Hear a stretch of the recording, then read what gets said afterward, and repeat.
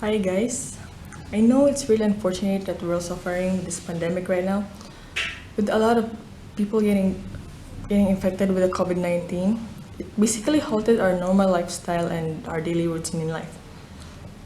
Business establishments are closed, people are refrained from going outside their houses due to the enhanced community quarantine. With all of us stuck at home, we're pretty much limited to what we can and want to do. Whether we like it or not, somehow this pandemic has affected us, especially in our mental aspect. This could be because of the stresses this pandemic has brought us, or because we are left with almost nothing to do. And this could affect our mental aspect. So, to prevent this from happening, here are some common things that we can do during this COVID 19 that can help us in having a happy and healthy brain. Number one, watch your favorite shows.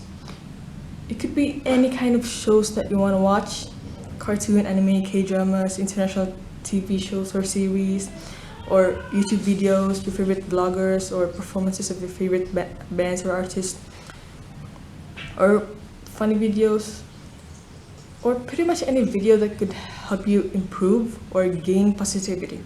This can help keeping a healthy brain because TV can be used as a distraction or relaxation tool, especially from daily stresses or when our minds are overworked.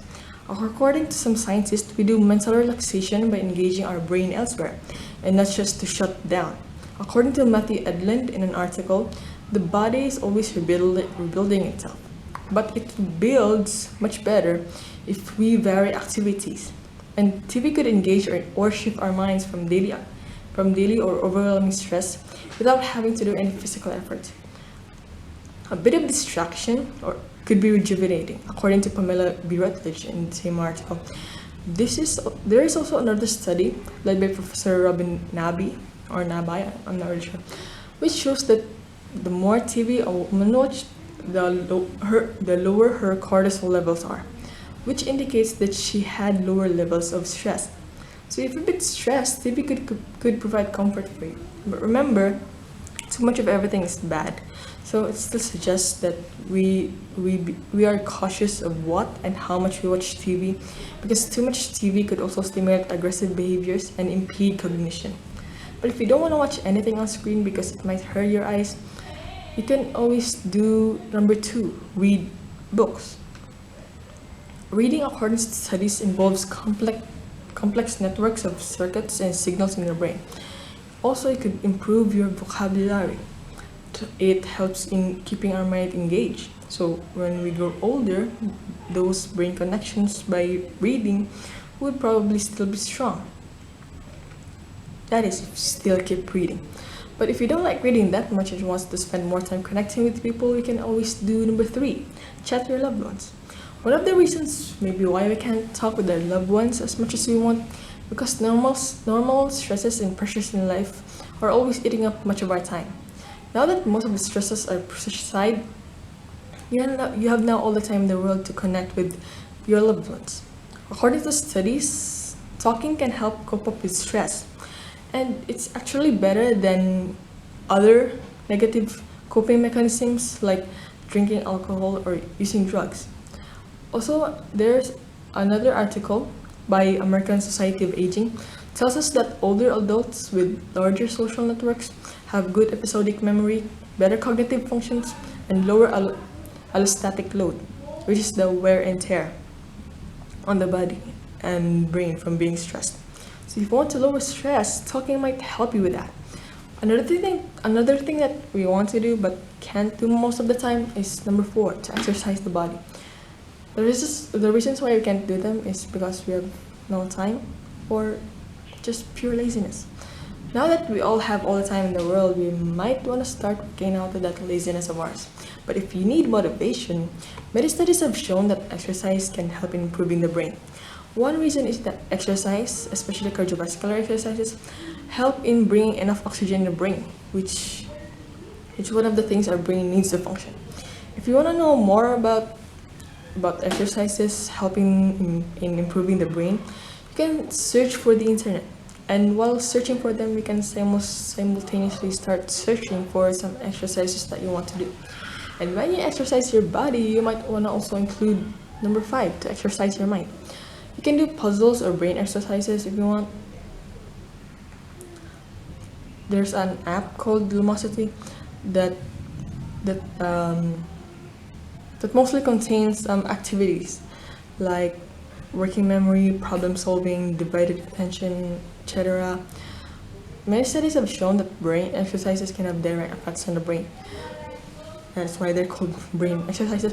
Most people with deficiency in cognition are recommended to do brain activities to improve their cognition. As we have said earlier, the more our minds are engaged, the connections in our brain get stronger. The more we do brain activities, the cognition gets better. They say that brain is a muscle. Well, anatomically, it is not, because brain is mostly composed of neurons and fats. But both brain and muscle follow one principle, that is the use it or lose it principle. The more we use our muscle, the stronger it gets, right? That is also the same for the brain. Another thing you would always want to do but can't probably would be 6, doing skincare routine. You might not think that skincare routine does not affect the brain, but it actually has mental health benefits. One is that it boosts your self-esteem because you feel good about your skin. Another is that it helps you slow down and unwind from activities that drain you. Also, skincare routine could be a form of meditation according to Well Plus Good, which help in lowering stress because it helps us relax. Now that you have all the time in the world to do your skincare routine, the only problem now would be when you run out of skincare products and you can't easily go outside because of the ECQ. But you don't want to worry about that much because I think ECQ is probably helping us with our skincare. But if nothing is changing with your skin despite ECQ, then the best thing to do is to love yourself. Another thing you can do would be update yourself with news. It also seems unlikely that reading news could help in having a happy and healthy brain, considering the fact that most of the news we receive right now are negative ones, but they can actually help. Since news is most of the times done with reading, the benefits we have mentioned earlier in reading books applies the same with reading news. It engages our minds, it helps with our vocabulary, and it also improves our comprehension and critical thinking skills as we try to distinguish facts from opinions. And if we are receiving news by listening, then the connections in the brain that is responsible for auditory can also get stronger. But if you're not updated with news, because probably most of the your news feed is filled with memes, then there's only one thing you can do. Number 8, laugh at them. Laugh at memes. They say that laughter is the best medicine. It may not directly cure physical ailments, but it helps in boosting our immune system. Laughter helps in producing endorphins, which is our happy hormones, and these hormones, along with dopamine and serotonin, which are by the way also helps in balancing the mood, can help fight depression and anxiety. Laughter also helps decrease cortisol levels and epinephrine, which are hormones released as response to stress. There's nothing else you can do about memes. Just laugh, simple as that. Or if not, you can always react with a haha emoticon and not any other emoticon. Or better yet, you can also create memes. Create something that will bring out happiness and positive vibes of other people. Your memes might be one of the reasons why someone is smiling right now. Remember, your memes. For those people gifted with artistic talents, you can always, number 9, create artworks. The time you have right now help create beautiful pieces that you've always wanted to create. And along with that, creating art stimulates the release of dopamine, which is released when we do something pleasurable or which makes us feel better or happier. That's why most artists feel good when they are able to create something. It also could boost self-esteem, and it could be an outlet for emotions. For those people who think they're not talented enough, you can practice your skills. They say practice makes perfect. If you want to improve your skills, practice. Like we have said earlier, the more we stimulate our brain, the stronger the connection the brain gets. So the more we practice, the more that our brain will get used to the skills we're practicing. Remember, your brain is like a muscle. But for those people who think they don't have talents and skills, then you can do 11. learn new skills. Learning new skill helps in brain chemistry changes.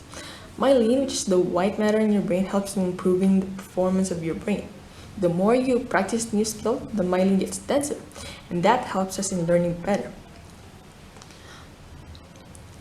Chances of demyelination would not take place because more neural pathways are being activated when we learn new skill. It also helps us adapt better to changes because we have created new connections within our brains through learning new skills. This does not only goes to artistic talents. This goes to other talents like music, or sports, or games, or even doing household chores. I think probably now that we are all stuck at homes right now, probably kitchen is one of the most go-to destinations people used to go. And to help you enjoy with going to the kitchen, then one thing you can do is to learn new recipe.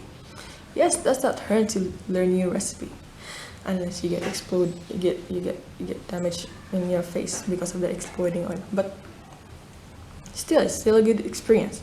Learning is important. If you don't know how to cook, then learn. But if you really don't want to do anything at all, then do my most favorite thing in the world: sleep.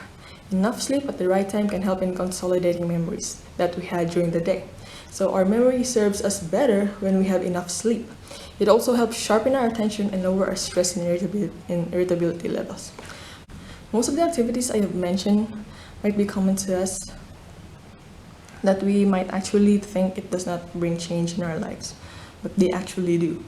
We sometimes take these common activities for granted, that we sometimes don't know what benefits it could bring in our lives. There might be rather small things in our lives, but remember, small things matters. And I hope this video will help us remember that.